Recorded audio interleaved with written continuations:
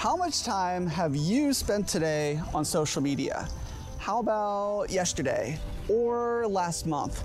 Newly developed apps like TikTok are designed to be as addictive as possible. It is no wonder that it has over 1 billion users outside of China in 153 countries, and another nearly 1 billion people inside mainland China. I'm sure you have heard of the good, the bad, and everything in between when it comes to using social media and its impact on your mental health. This video provides a balanced view on the topic that looks at 3 research studies. Then, in the next video, I use a vlog style format to actually demonstrate to you several useful tips for building a healthy relationship with your smartphone. This video's research studies include how adolescent girls are more likely to exhibit depression symptoms versus boys in excessive time using social media. Another study which challenges this view by suggesting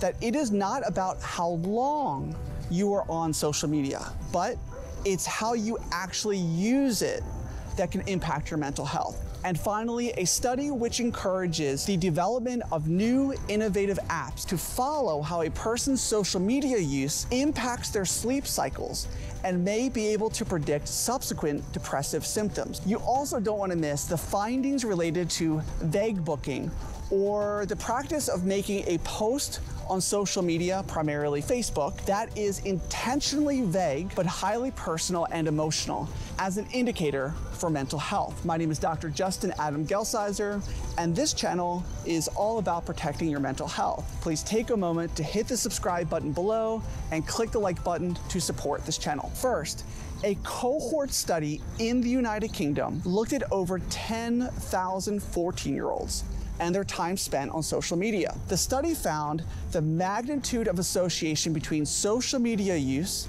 and depressive symptoms was larger for girls than for boys. Compared with 1 to 3 hours of daily use, 3 to 5 hours showed a 26% increase in scores versus 21% for boys, while 5 or more hours lead to a 50% increase for girls versus 35% for boys. This study also pointed out that the greater the social media use by boys and girls led to more online harassment, poor sleep, low self-esteem, and poor body image, all factors which related to higher depressive symptom scores. But a second study challenges these claims. It looked at a sample of 471 undergraduate students attending a university from the southeastern region of the United States. It concluded that how individuals use social media is more critical than time spent online in regards to mental health.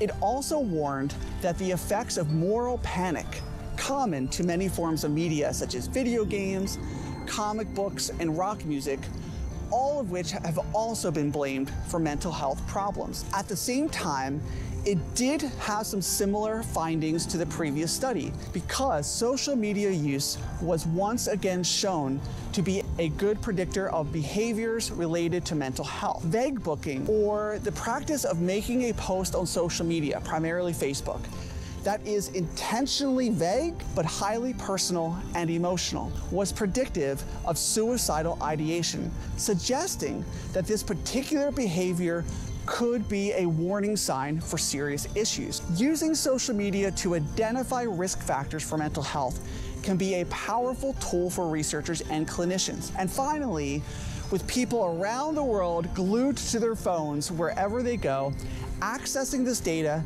can provide a treasure trove of information that can look for patterns in one's mental health in relation to the use of their phones. Researchers who created the StudentLife continuous sensing app assess the day-to-day and week-by-week impact of workload on stress, sleep, activity, mood, sociability, mental well-being, and academic performance of a single class of 48 students across a 10-week term at Dartmouth College using Android phones. At the end of the term, more students experienced either moderately severe or severely depressed symptoms. They found significant correlations between sleep duration, conversation frequency and duration, co-location, i.e. the number of Bluetooth encounters, and PHQ-9 depression as shown on table 3.